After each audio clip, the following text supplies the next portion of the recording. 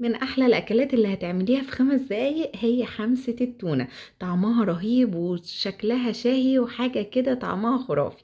شوية من الزيت الصغيرين ونزلت فيهم ببصلاية صغيرة، عليهم قرن من الفلفل الرومي على نص قرن كده من الفلفل الأخضر الحار، وبعد كده فص واحد بس من التوم مش أكتر من كده. شمي ريحة التوم وبداية قلبي الجمال ده كله، وانزلي على طول بطماطميتين متقطعين مكعبات بالشكل ده، والطماطم ما تبقاش كبيرة قوي.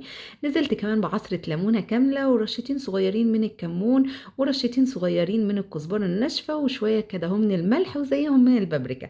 وبعد كده قلبي الجمال ده كله وسيبيهم بس يتسبكوا كده، بس حاجة بسيطة، ما تخليش الطماطم توصل انها تبقى ناعمة قوي وبيوريه.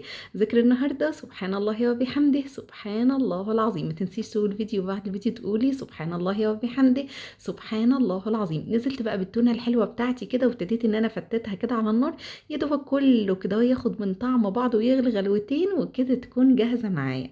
معلقة كبيرة من الطحينة حطيت عليها رشة من الملح وكزبرة وكمون وشوية صغيرين من الشطة، ومعلقة كبيرة من الخل وعصرة نص ليمونة وشوية مية مغلية عشان ازين بيها طبق الحمسة التونة الرهيب ده. حطيته بقى في الطبق كده، حطيه في طبق عندك حلو وزينيه بشوية حلوين من الفلفل الأخضر والطحينة. وما تنسيش اللايك، والأهم اللايك ذكر الله.